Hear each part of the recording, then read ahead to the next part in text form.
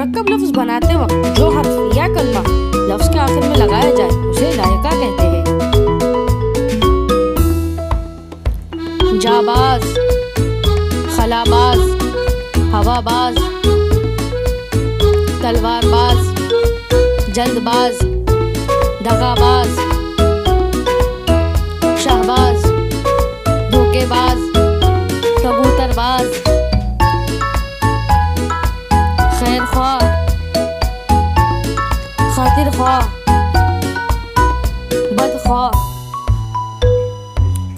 माजरत ख्वाह,